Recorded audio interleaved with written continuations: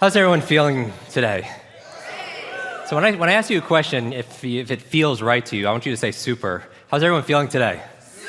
Super. And I want to honor you for being here because I've been going to seminars and events my whole life. How is it so far for everybody?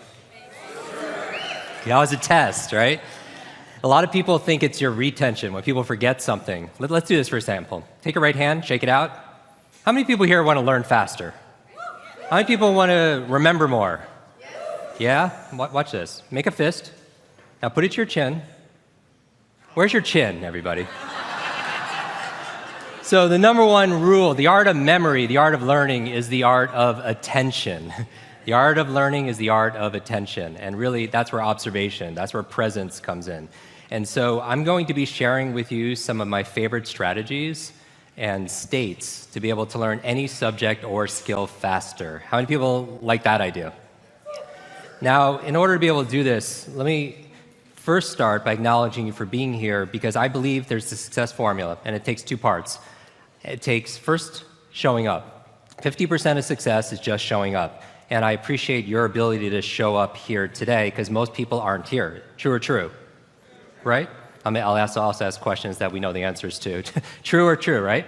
And so we show up here, and most people don't show up. I think in life, you want to show up. Show up for your health, show up for your relationships, show up for your careers, show up for your service. But just showing up, is that just going to get the job done? No, you have to what? Yeah, you play full out, right? You have to play full out. How many people here like to play? By the way, who are the fastest learners on the planet? Who? I did this to a group of 10,000 people from 60 countries, and a whole table yelled out pygmies. And if anybody knows why pygmies are such great learners, please tell me. But children, right? Children, how fast can a child learn a musical instrument compared to an adult? How fast can they learn a second or third language? They learn fast, right? Because why do children learn quickly? Because why? They don't know. Good. What else? They're curious. They have attention. What else? They have time, certainly. No limits. They don't have the learned helplessness. Very good. They're not thinking about the mortgage payment. Focus, right? I mean, they're curious, and they play a lot. Remember as a kid, you went to your friends, and you were like, you want to come out and play? Do you want to play? But later on, we got rid of the word play, and we started saying, let's hang out, right? And then all of a sudden, there's a difference, right? And the curiosity is important also. There's a Rumi quote from the poet said, trade your cleverness for bewilderment. Isn't that a great word, bewilderment? When's the last time you were in that state? We're talking about genius states and superhero states. When's the last time you were in that state of bewilderment? I mean, so who's in control of your state, by the way? Who's in control of how you feel? What's this, when we're defining a state, how would you define a state? What does it mean? It's like your mood. What else? This is where the active part comes in here.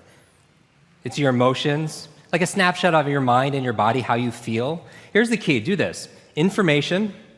Do this. Put your hands out. Information combined with emotion becomes a long-term memory. Long-term memory. How many people know this? How many people you hear a song and it'll take you back to when you were a child? Raise your hand. How many people it's not a song, but maybe it's a fragrance or a food that will take you back decades? Because information combined with emotion became a long-term memory, right? Because we're not logical, we're what? We don't do things logically all the time. We do things what?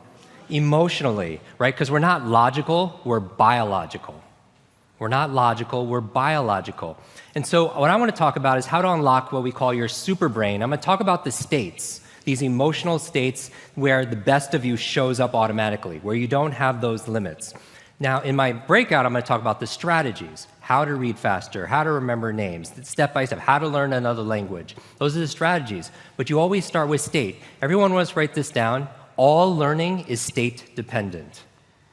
All learning is state dependent. That the emotional state that you feel when you're learning something gets anchored to the learning. Does that make sense? By the way, what was the state that you felt back in school?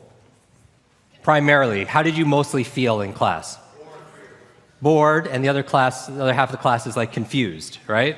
Now, on a scale of 0 to 10, What's boredom? On a scale of 0 to 10. 0. Anything times 0 becomes what? 0. And that's why a lot of people don't remember what they learned. It's the emotional state. Does that make sense? Let's test this out. Stand up real quick. Stand up.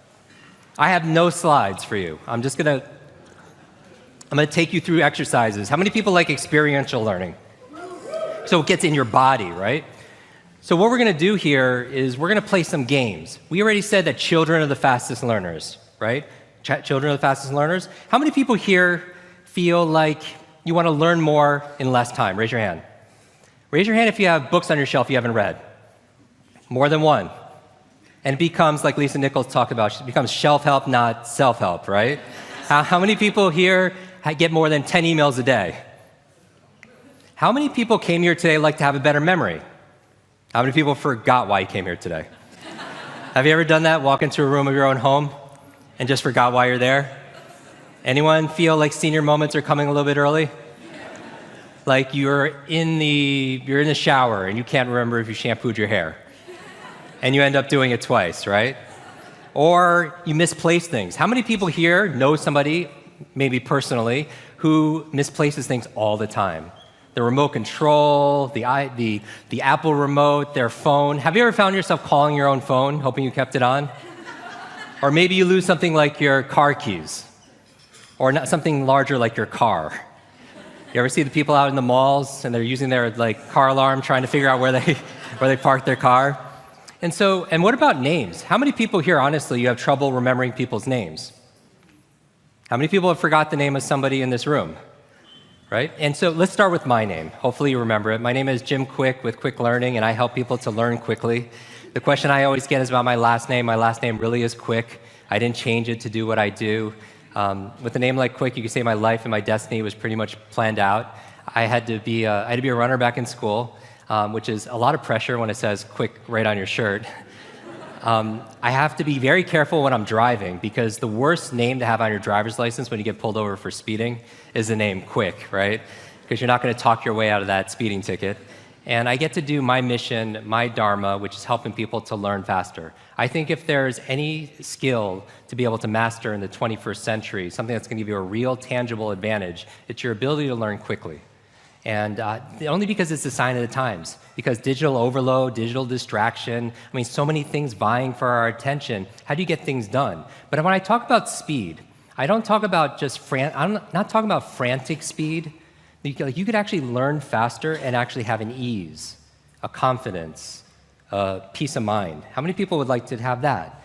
Be able to succeed, but also have this level of harmony inside of yourself, this clarity of thought. And it's the idea, how many people here read 7 Habits of Highly Effective People by Dr. Stephen Covey? What's the 7th habit? Sharpen the saw. Very good. Sharpen the saw. The metaphor here is if you have all this wood to cut and you have a saw with a dull blade, when do you want to sharpen it? Before you start cutting the wood, right? Because a lot of people are going to work hard, it's going to work a lot harder if you have a dull blade, and they have to sweat and perspire and work 3 or 4 times harder when they could have sharpened their saw. And so learning how to learn, like Vishen was talking about, that's you sharpening the saw. Because anything that comes afterwards is going to be easier, right? And so if that person's not working harder, they're working what? Smarter. And one of the best ways to work smarter is accessing your genius states. So I'm going to test this out. We said that children are the fastest learners, right? That they have this curiosity and they play all the time. Let's see how many people here, raise your hand if you're willing to play. Now, it's been shown in science, the research, by playing more actually creates neurogenesis and neuroplasticity. What's neurogenesis? New growth, new brain cells. How many people like the idea of creating more new brain cells? What about neuroplasticity? What does that mean? More connections. So intelligence, in a way, is not necessarily, like Einstein didn't have a bigger brain than anyone here. Probably it was actually less. He had a smaller brain. But in certain areas of his brain, he had highly connectedness. He did these thought experiments where he would put himself in these brainwave states, specifically theta state. The theta state of creativity. That's the state that you're in when you shower. Have many people notice when you're showering, you come up with all these wonderful ideas? And it's always when you can't write something down, right? And so that's the theta state. That's a relaxed state of creativity. You're inspired. You come up with new ideas. New things come out of you, right? And I actually took 6 showers this morning just to prepare for this presentation. So it puts you in creative state. And so he had more connections in certain areas. And so you could promote that by playing more. And so what I'm going to ask you to do right now is I'm going to ask you to find 2 people in the room you do not know, pair up in threes, go. Find 2 people you do not know, pair up in threes. So we're going to go through a quick exercise, and basically what I want to do is we're going to talk about superheroes a lot. I grew up with learning challenges. Some of you know I had a brain injury when I was 5 years old, a head injury that left me with certain disabilities. Teachers would have to repeat themselves 3, 4, 5, 6 times, and then eventually I would just pretend I understood, but I didn't, most of the time did not understand. I had very bad focus issues. I had very bad memory. It took me an extra 3.5 years just to learn how to read. And I learned how to read by reading comic books, actually. Late at night, something about, any comic book fans here? Or superhero fans, geeks? Something about looking at the superheroes and good versus evil and the illustrations, the idea that one person can make a difference. How many people believe one person can make a difference, right? That they provide hope and they provide real help. And when I look here, I look at a room full of superheroes. Because I said, in the beginning, I said, it's just showing up and then playing full out. And so what does a superhero do? What's the defining characteristics of a superhero? They have superpowers, right? And how many people here have found their unique ability, their superpower? You're discovering it, right? Your unique talent, your unique strength, something that's unique to you. But then just having a superpower, does that make you a superhero? You have to use that power for what? For good, for some kind of purpose on top of that, right? And so I love sharing space and time with modern-day superheroes. But there are also some modern-day supervillains, right? These ideas of these phenomena of like digital overload. How many people feel like when you're learning something, it feels like you're taking a sip of water out of a fire hose? Raise your hand, right? And not just that, it has an effect on our health also, right? They call it information fatigue syndrome. Information fatigue syndrome, because everything is a syndrome, right? So higher blood pressure, compression of leisure time, more sleeplessness, or even if you have a little bit of free time, you can't even enjoy it because your mind's still multitasking. And also, not just the supervillain of digital overload, but digital distraction. How many people feel like your mind is so distracted and you can't focus on just one thing anymore? Raise your hand. And this is a challenge. That takes away from your ability to be present, your ability to be able to get things done, your ability to be able to be profitable. And I don't just mean financially profitable. That's obvious, right? We live in an age where it's not your muscle power, it's more your mind power. It's not your brute strength, it's your brain strength, right? And so the faster you can learn, certainly the faster you can earn, but not just financially, in all the areas of your life, all the treasures of your life, your health, your relationships, your career. So what we're going to do is this exercise of play, and then we're going to start with this state, this childhood state of curiosity and wonder. And you're going to meet your individuals, the people your new friends. And I want you to decide right now, who's Batman, who's Superman, and who's Wonder Woman. Go. So who's Batman, who's okay, Batman, raise your hand. All the Batmans, raise your hand. Very good. What about Superman? Raise your hand. And where are Wonder Women? There you go. Remember, information combined with emotion becomes a long-term memory, right? And by the way, who's in charge of your emotional states? I am? Who's in control? You are, right? I remember recently I got to introduce 2 of my modern-day superheroes. It was Richard Branson and Stan Lee. Like, who's not Stanley, but Stan Lee? Who's Stan Lee? Yeah, the co-creator of Spider-Man and X-Men and Avengers and Fantastic Four. And we're going to dinner. I remember asking Stan, I was like, I have to know, you've created all these incredible superheroes. Who's your favorite? And he looks at me without a blink. He's like, Iron Man. I'm like, that's awesome. And then he's like, Jim, who's your favorite superhero? And he had this Spider-Man tie, so I was like, Spider-Man. And without a pause, he says, with great power comes... And how do we all know that, right? It's like in our DNA, right? So we're going on this superheroes journey together here at A-Fest, and I'm thinking about it. I'm like, and I grew up with these challenges, and I had, dyslexia, and I flip things around in my mind, and part of my issues growing up. And I flipped it in my mind. I was like, with great power comes great responsibility. When you're in a position of power, you have great responsibility to wield that power. well. And the opposite is also true. With great responsibility comes great power, right? When you take responsibility for something, you have great power to what? To change things, to transform things, to make things better. And a lot of times, how many entrepreneurs are in the room? Raise your hand. Wow, 80% of the room. A lot of times, based on your values, entrepreneurs value things like freedom. They want to be able to do what they want, when they want, whenever they want, wherever they want. Raise your hand if that's you. And sometimes it's hard, sometimes as entrepreneurs, to get yourself to do the things that you need to do. How many people also resonate with that you procrastinate?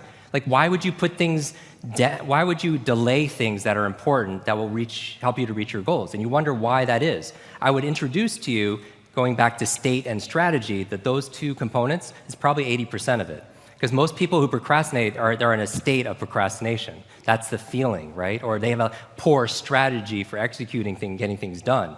And you're like, Jim, where's this exercise? Why am I standing the whole time? Does your physiology affect your psychology? Yes or yes? Because one of the best ways of changing your state is by moving your body, right? Because as your body moves, your brain grooves.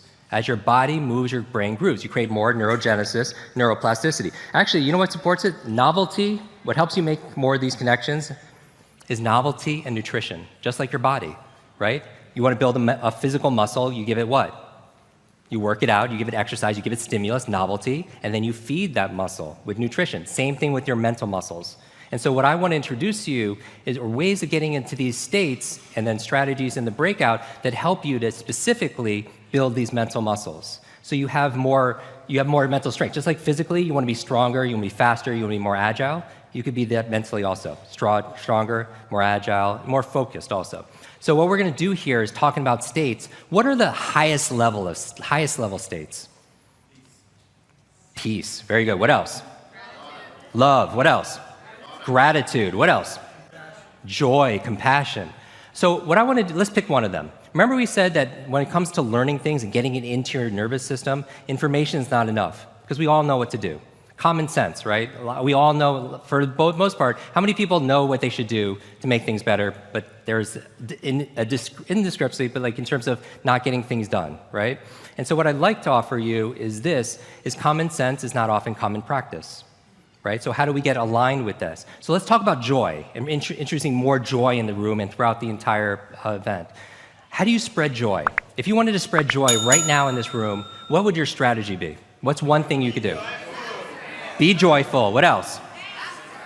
Okay, massage somebody. What else? Hugs, good.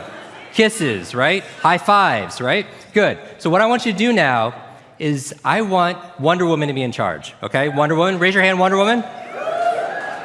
You are the CEO of the group. You are the CEO of the group. And what we're gonna do is you're gonna tell and you delegate to Superman and Batman how to spread joy around the room, and they're gonna do it for 30 seconds, all right? We're gonna put a countdown timer on here. Ready? Go.